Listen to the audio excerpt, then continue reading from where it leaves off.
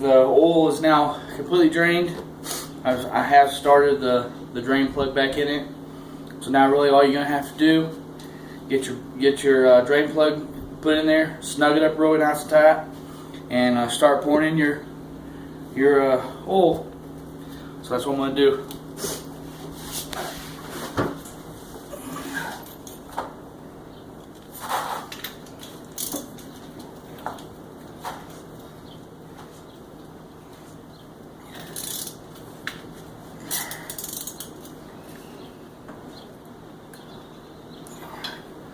Like I said, just nice and snug.